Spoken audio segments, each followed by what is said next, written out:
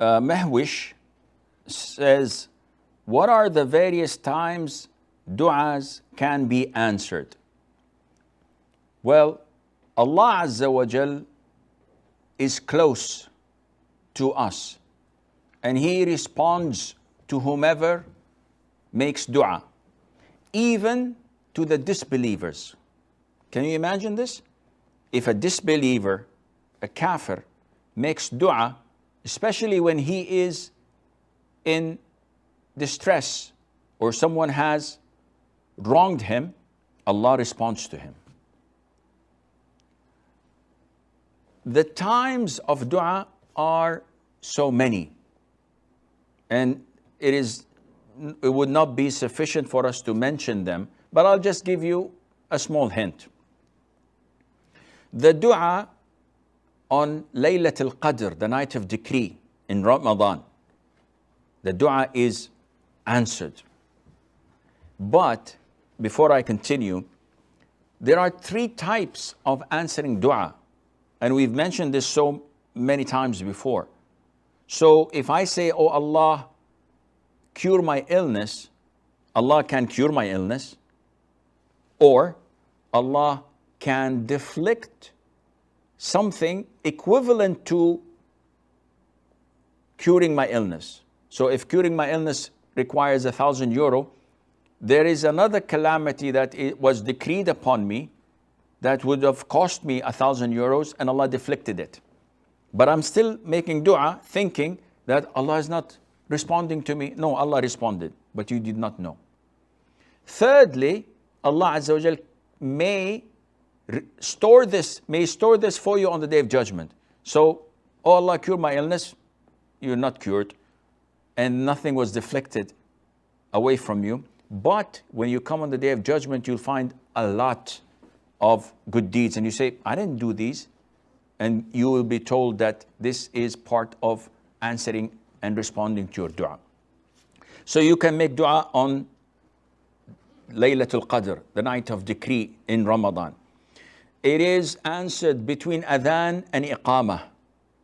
Iqamah announces the actual prayer. So even if I am at home and the time is due at 1 o'clock, and I make dua until 2 o'clock, a whole hour, then I start my prayer of dhuhr or whatever, then this is a time where Allah responds and answers your dua. If it's in the masjid, it's well known. It's about 15 to 20 minutes between adhan and iqamah.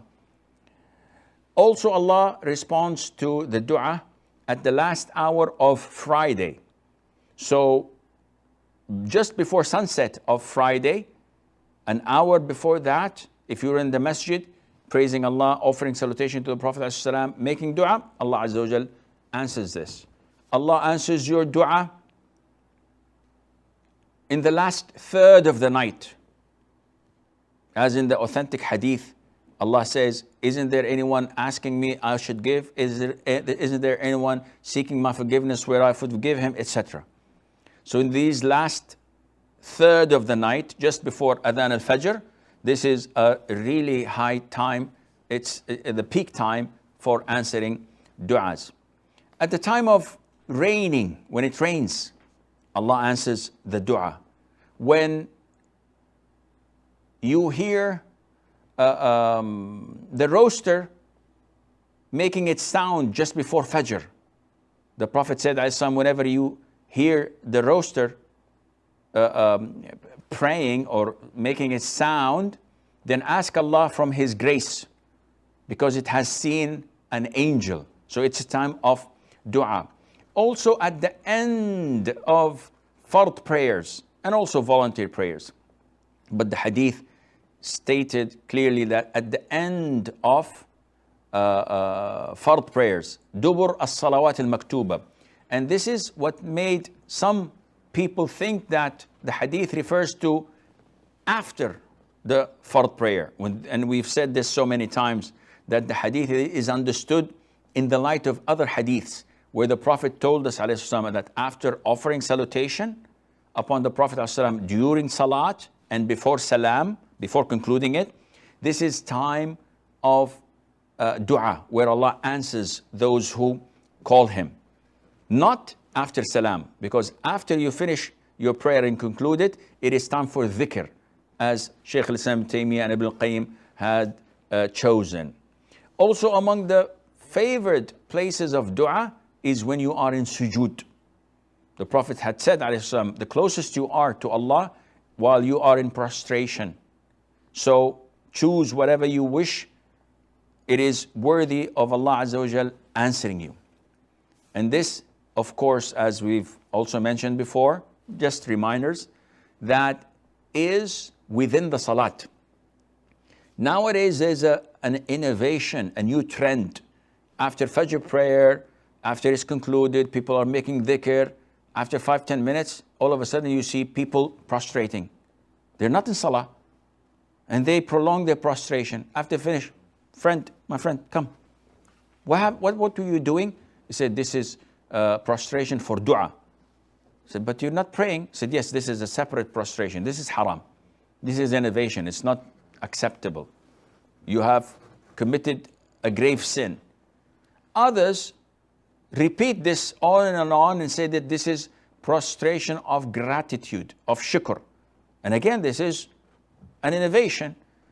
When you are blessed with something that is not reoccurring, the sunnah is to offer one sajda, one prostration of gratitude. If your boss gives you a paycheck at the end of the month, you do not perform sujood al-shukr. Why? Because this is reoccurring. If your wife cooks a good meal, some would say that this is not reoccurring, but generally speaking, this is a reoccurring blessing. You do not prostrate for gratitude or for shukr. But if someone tells you that your uncle who was in ICU for 6 weeks has woken up from his coma and now, mashallah, he's communicating and he's becoming better, then you may prostrate, because this is one in a lifetime occasion that requires showing and expressing your gratitude to Allah, etc. And Allah Azza wa Jal knows best.